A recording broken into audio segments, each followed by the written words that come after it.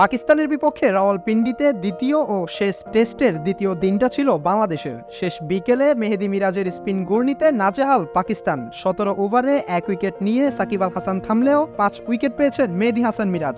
এই ম্যাচে ফিরে পেসার তাসকিনও পেয়েছেন ৩টি উইকেট। ফলে স্বাগতিক পাকিস্তান প্রথম ইনিংসের সবকটি উইকেট হারিয়ে সংগ্রহ করে ২৭৪ রান। জবাবে ব্যাট করতে নেমে বিনা উইকেটে ১০ রান করে দিন শেষ করে বাংলাদেশ। দ্বিতীয় টেস্টের প্রথম দিনটা ভেসে গিয়েছিল বৃষ্টিতে। এরপর দ্বিতীয় দিনের প্রথম ওভারে তাসকিনের বুদ্ধিদীপ্ত সেটআপে ফিরেছেন আব্দুল্লাহ শফিক। এর পরের গল্পটা সাইম আইয়ুব ও শান মাসুদের। পুরো সেশনে বাংলাদেশের বোলারদের শাসিয়ে করেছেন ৯৯ রান, কিন্তু বাংলাদেশ ফিরেছে এর পরেই। মেহেদী হাসান মিরাজের বলে এলবিডব্লিউ হয়ে ৫৭ রানে সাজঘরে ফেরেন পাকিস্তান অধিনায়ক শান মাসুদ। রিভিউ নিয়েও বাঁচতে পারেননি তিনি। এরপর লিটনের নিখুঁত স্টাম্পিংয়ে সাইম আইয়ুবকেও ফেরান মিরাজ।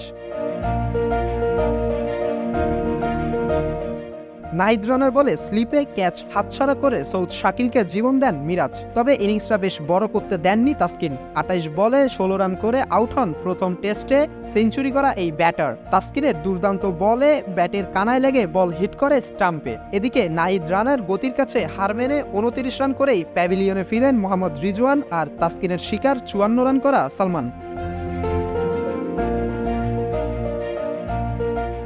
পরন্ত বিকেলে এর পরেই যেন শুরু হয় মিরাজের তাণ্ডব। একের পর এক উইকেট নিয়ে নাস্তানাবুদ করেন পাকিস্তানের ব্যাটারদের। তুলে নেন খুররাম শেজাদ, মোহাম্মদ আলী ও আবরার আহমেদের উইকেট। পাকিস্তানের প্রথম ইনিংস থামে ২৭৪ রানে।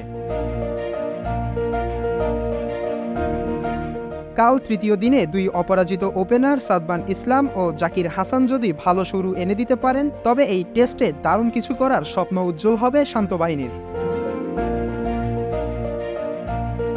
Mahmudul Ashik, N sports.